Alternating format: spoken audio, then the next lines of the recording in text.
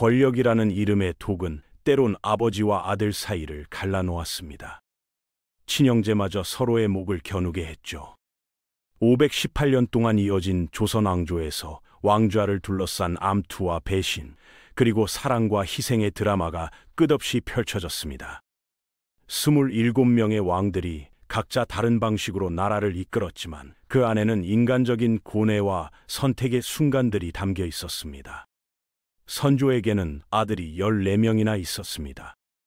그런데 정비인 의인 왕후와 사이에는 자식이 없었죠. 어쩔 수 없이 서자 중에서 후계자를 정해야 했던 상황에서 선조는 계속해서 세자 책봉을 미루다가 결국 40세를 넘긴 나이가 되자 신하들이 더 이상 지체할 수 없다고 강력하게 건의했습니다. 1591년 좌의정 정철이 우의정과 영의정 등과 협의한 결과 광해군을 세자로 세우자는 결론에 도달했습니다. 그런데 이 과정에서 동인의 핵심 인물인 이산해가 몰래 계략을 꾸며 임빈 김씨를 찾아가서 정철이 광해군을 세자로 올린 뒤 임빈과 신성군을 모함해서 제거할 음모를 꾸민다고 거짓 정보를 흘렸습니다. 임빈을 총애하던 선조는 이 말을 듣고 경노했고 정철을 비롯한 서인들이 모두 쫓겨나면서 세자 책봉 문제가 더 이상 거론되지 못하던 중 임진왜란이라는 국가적 위기가 발생했습니다. 선조가 의주로 피난을 떠나면서 전쟁 지휘권을 왕세자에게 넘기려 했고 이른바 분조라고 하는 조정 분리가 일어나면서 급히 세자를 결정해야 했습니다. 그렇게 광해군이 18세의 나이에 왕세자로 책봉됐지만 명나라는 장자인 임해군이 있다는 이유로 이를 거절했습니다. 하지만 광해군은 피난 간 아버지를 대신해 의병을 독려하고 백성을 위로하는 역할을 충실히 해냈고 그 결과 명나라의 승인과는 상관없이 모든 신하들이 그를 세자로 인정하게 됐습니다. 전쟁이 끝난 후 선조가 새 왕비인 임목왕후를 맞이하고 영창대군을 얻게 되자 선조는 그토록 염원하던 적자에게 왕위를 물려주고 싶어 했습니다. 신하들은 두 세력으로 갈라져 임진왜란 때 크게 성장한 북인들이 광해군을 지지하는 대북파가 되고 새로 태어난 영창대군을 지지하는 이들은 소북파로 나뉘었습니다. 1608년 선조가 승하했을 때 영창대군은 겨우 3세였기 때문에 결국 우여곡절 끝에 광해군이 왕위에 올라 조선 제15대 임금이 됐습니다. 광해군은 전쟁을 온몸으로 겪은 왕이었기 때문에 전후 복구를 위해 많은 노력을 기울였고 창덕궁을 다시 짓고 동의보감을 완성하며 대동법 실시를 추진했습니다. 임진왜란 이후 동아시아의 국제 정세가 급변하는 가운데 200년 넘게 이어온 명나라가 흔들리고 북방의 여진족이 힘을 키워 후금이라는 나라를 건국했습니다. 광해군은 강옥립 장군에게 1만 군사를 주어 명나라에 파견했지만 명군이 패하자 적당히 싸우는 척하다가 후금에 투항해서 누르하치와 화의를 맺도록 하는 능수능란한 중립 외교를 펼쳤습니다.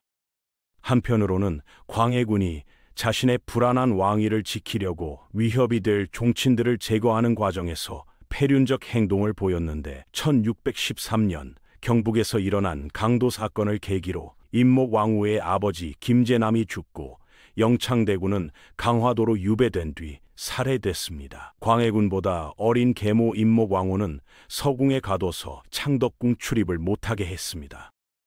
예와 명분을 강조하는 서인들은 이런 패륜을 용납할 수 없었고 결국 서인을 중심으로 남인이 동조하면서 인조반정이 일어났습니다. 광해군을 축출한 능양군은 선조의 손자이자 광해군의 조카였는데 광해군이 자신의 불안한 왕위를 지키려고 위협이 될 종친들을 제거하는 것이 마음에 들지 않았던 것입니다.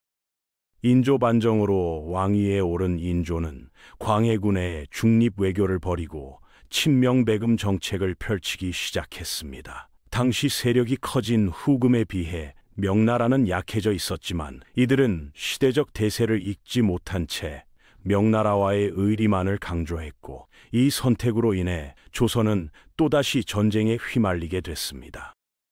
반정에 참여했던 이괄이 불만을 품고 일으킨 이괄의 난이 평정된 후 1627년 3만의 후금 군대가 광해군의 원수를 갚는다는 명분으로 조선을 침략했습니다. 인조는 황급히 강화도로 피난을 떠났고 후금은 전쟁을 멈출 테니 명나라와 손을 끊으라고 요구했으며 조선과 형제 관계를 맺을 것을 요구했습니다. 점차 세력을 키운 후금이 1632년 조선에게 형제 관계 말고 군신 관계로 바꾸자고 명령했고, 혼란에 빠진 조선의 조정은 척화론자들과 주화론자들로 나뉘어 치열한 논쟁을 벌였습니다.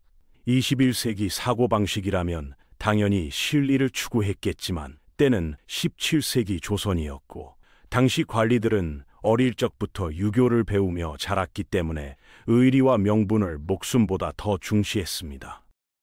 이 사실을 알게 된 청이 조선으로 쳐들어와 1636년에 정유재란이 일어났고, 조선은 병력을 남한산성에 들어가 농성하게 했습니다. 청나라가 말을 탄 채 성을 그대로 뛰어넘어 한양으로 곧장 진격하는 새로운 전술을 펼치자 인조는 어쩔 수 없이 남한산성으로 피난을 갔고 20만 청군에 포위된 상태로 40여일이 경과했습니다. 성 안의 식량은 떨어지고 군사들은 지쳐서 전의를 상실했고, 결국 인조는 항복을 결심하여 삼전도에서 청태종 앞에 무릎을 꿇고 309고두를 했습니다. 이것이 삼전도의 굴욕 사건이며, 세자는 인질로 끌려갔고 50만 명의 부녀자들은 청나라 사람들의 노예로 끌려갔습니다. 인조는 전쟁 중에 드러난 자신의 무능함을 질투로 표출했는데, 그 질투는 첫째 아들인 소현세자를 향했습니다. 소현세자는 8년간의 인질 생활을 꿋꿋하게 이어가며 직접 농사를 지었고, 청나라 황제가 베푸는 잔치와 황실 혼례에 참여하면서 다양한 교류와 함께 훌륭한 외교관 역할을 수행했습니다. 1645년 인질 생활에서 풀려나 귀국한 소현세자에게 축하 연회를 열어주기는커녕 인조는 위로 한마디도 없었고, 귀국 후 약 2달 뒤 소현세자가 갑자기 죽고 독살설이 떠돌았습니다. 인조는 소현세자의 아내인 세자빈 강씨에게 사약을 내렸고 자신의 손자인 소현세자의 세 아들을 유배 보냈습니다. 굴욕과 고통 속에서 왕위를 유지하던 인조는 1649년 55세의 나이로 세상을 떠났고, 둘째 아들 복림대군이 조선 제17대 임금 효종으로 즉위했습니다. 실록에서 비춰지는 효종은 용맹하고 현실적인 인물로 소현세자와의 기나긴 청나라 볼모 생활 속에서 형을 적극적으로 보호했던 인물이었습니다. 조선 땅을 벗어나 격변하는 세상과 부딪혀본 효종은 기나긴 외국 생활로 시야가 넓어진 상태였지만 조선은 여전히 유교의 나라였고 이들이 만든 체제는 부실했습니다. 효종은 한 번 든 술잔은 죽을 때까지 놓지 않았고 매사에 성실했으며 최대한 검소하게 지내려 노력했으며 북벌을 정책 기조로 삼고 집권 초부터 친청 세력을 제거해버렸습니다. 김자점의 영모 사건으로 친청 세력이 싹 제거된 후 효종은 제야의 학자들인 살림을 조정으로 불렀습니다. 당시 대표적 살림으로는 김지엽, 송시열, 송준길, 허목, 유계 등이 있었는데, 살림은 유교 사회의 상징적인 존재로서 특히 17세기에 중요한 기능을 했고 국가적인 예우를 받았습니다. 송시열이 추구하는 북벌로는 효종의 것과는 좀 달랐는데, 송시열은 직접적인 정보보다는 정치를 바르게 해서 오랑캐에 대응하자고 주장했으며, 이는 직접적인 정벌보다 관념론적인 북벌을 추구한 것이었습니다. 효종은 1652년 북벌 선봉부대인 어영청을 대폭 강화하고 남한산성을 방어하는 수어청 등을 재정비했으며, 제주도에 표류한 네덜란드인의 조총을 본떠서 새로운 조총을 만들기도 했습니다. 효종의 북벌 정책은 전쟁으로 어지러웠던 민생을 안정시켜줬고 오랑캐 나라를 섬겨야 한다는 현실 속에서 북벌로는 조선의 무너진 자존심을 어느 정도 회복해 주었으며, 대동법 실시를 확대하면서 내부 제도를 개혁하고 여러 성곽과 포대를 구축하는 과정을 거치며 무너진 국가 기강을 안정시키는 기반이 되어 주었습니다. 1659년 효종은 송시열과 북벌을 논의하기 위해 독대를 했는데 효종이 구체적으로 북벌을 단행하려는 모습을 보이자 송시열은 당황스러웠습니다. 그런데 독대 한 달 후 효종의 머리에 작은 종기가 생더니 빠르게 자라서 얼굴에 통증이 퍼졌고 치매를 불러다 침을 놓도록 했으나 새빨간 피가 멎을 줄을 몰라 결국 과다출혈로 인한 쇼크사로 승하했습니다. 효종이 41세에 세상을 떠나자 1659년 효종의 맏아들이 왕위에 올라 조선 제18대 임금 현종이 됐습니다. 현종은 즉위하자마자 조선 개국 이래 가장 치열한 논쟁과 마주하게 되는데 이것은 인조의 계비로 효종의 의붓어머니인 자의대비가 효종의 상에서 어떤 상복을 입느냐에 대한 논쟁인 1차 예송 논쟁이었습니다. 서인의 송시열과 송준길은 효종이 차남이니까 당연히 1년상이 맞다고 주장했고 남인의 허목과 유계는 효종이 차남일지라도 왕위를 계승했으니 장남과 다름없다며 3년상이라고 반론했습니다. 1674년 효종의 비인 인선왕후가 죽자 시어머니 자이대비가 입을 상복을 두고 2차 예송이 발생했고 이때는 서인의 내부 갈등으로 당이 양분되면서 현종이 남인 쪽의 손을 들어주었습니다. 현종은 재위 15년 동안 예송 논쟁에 휘말리는 가운데서도 비교적 안정적인 정치를 펼쳤고 효종이 못다 이룬 대동법 시행을 해냈으며 토지 측량인 양전 사업을 실시해서 새로운 세원을 확보했습니다. 또한 혈연 관계의 친족이 같은 관청에서 근무하거나 시험관을 맡는 것을 금지하는 상피법을 제정해서 공정성을 확보했습니다. 현종은 신하들의 권력이 한쪽에 치우치지 않도록 힘써왔는데 효종대에 커진 산당 세력을 예송 논쟁을 지렛대 삼아 다시 약화시키면서 왕의 입지는 점차 단단해지고 있었습니다. 하지만 재위 14년 딸들이 연달아 죽은 뒤부터 건강이 급격하게 나빠지기 시작했고 만성적인 스트레스로 인해 몸도 마음도 엉망이었던 현종은 결국 1674년 34세의 젊은 나이에 세상을 떠났습니다. 현종의 외동아들로 태어난 숙종이 14세 어린 나이에 조선 19대 임금으로 즉위했을 때 조선 중기에 계속된 붕당 정치가 절정을 이루던 시기였습니다. 숙종은 즉위하자마자 현종 시대의 골칫거리였던 예송 논쟁에 휩싸였지만 어린 나이에도 수렴 청정 없이 스스로 노련한 신하들을 당당히 상대하는 임금이었습니다. 남인 세력은 유계로 대표되는 청남과 허적으로 대표되는 탕남으로 갈라져 있었는데 청남의 유계는 눈에 띄게 북벌을 내세우며 호포법과 오가작통법을 주창하고 실행했지만 사대부들의 반감을 샀습니다. 숙종은 남인에게 힘이 너무 쏠리지 않도록 견제를 시작했고 김석주의 홍수의 변사 사건으로 남인들이 제거되면서 경신환국이 일어났습니다. 하지만 1689년 숙종이 사랑한 후궁 장옥정이 왕자 윤을 출산하면서 기사환국이 일어났고 장희빈이 중전 자리를 꿰차게 되면서 원자 윤은 세자에 책봉됐습니다. 그러나 숙종이 새롭게 총애하는 여인 수권 최씨가 등장하고 중전 장씨의 오빠 장희재가 최수권을 독살하려 했다는 고변이 이어지자 남인들을 축출하고 중전 장씨는 다시 빈으로 강등된 갑술환국이 일어났습니다. 중전 자리에서 밀려나 속쓰린 나날을 보내던 장희빈은 급기야 몰래 신당을 꾸려서 저주굽까지 벌이게 되는데 최씨가 숙종에게 장씨가 신궁을 세우고 날마다 인현왕후를 저주했다는 사실을 고하자 숙종은 결국 한때 그토록 총애냈던 장희빈에게 사약을 내렸습니다. 이 사건은 무속신앙으로 터졌다 하여 무고의 옥이라고 부릅니다.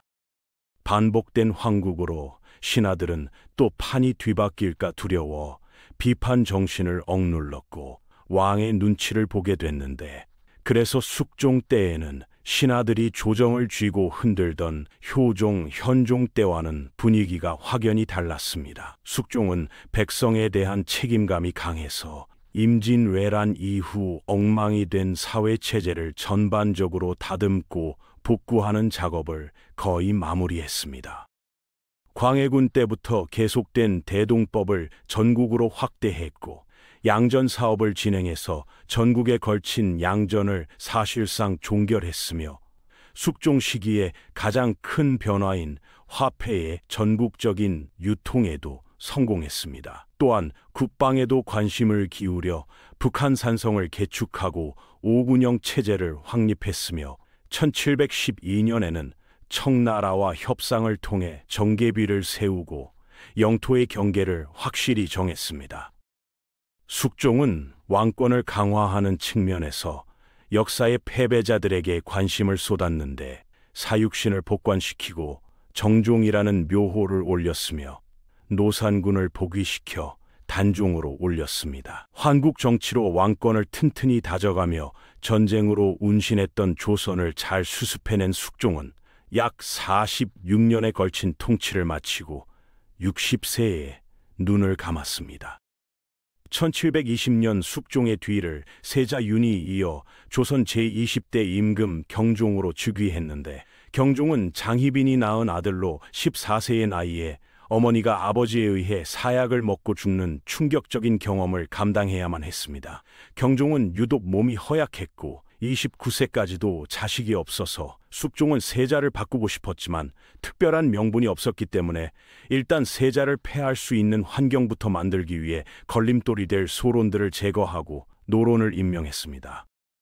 경종이 즉위했을 때 정권은 노론이 꽉 잡고 있는 상황이었고 연인군 편이던 노론은 연인군을 세제로 삼자고 주장한 뒤 또다시 세제에게 대리청정을 시키자고 했습니다. 경종은 대리청정에 대해 승낙과 명을 거두기를 반복했는데 이런 왕이 왔다 갔다 하는 판국에 소론과 노론의 다툼은 더 심각해졌습니다.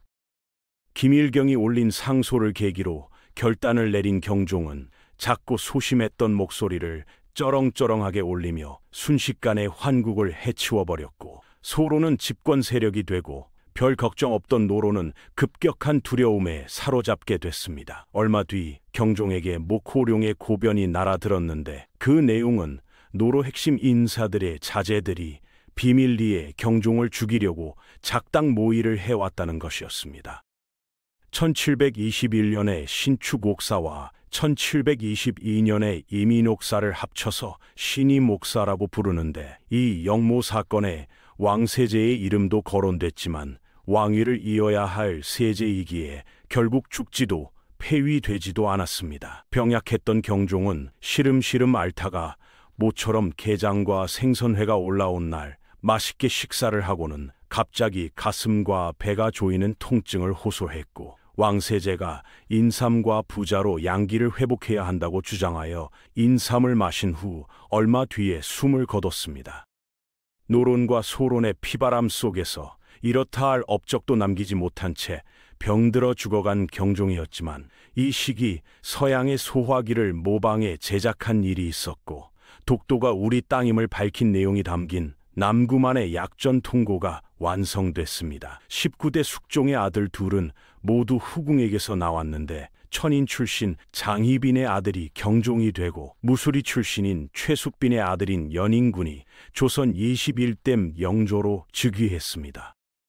이렇게 조선 왕조 518년의 긴 역사 속에서 27명의 왕들이 각자의 방식으로 나라를 이끌어갔지만 그 속에는 인간적인 갈등과 선택의 순간들이 가득했습니다. 권력을 둘러싼 암투와 배신, 그리고 나라를 사랑하는 마음이 복합적으로 얽혀있던 조선의 역사를 통해 우리는 많은 것을 배울 수 있으며 이는 오늘날에도 여전히 유효한 교훈을 주고 있습니다.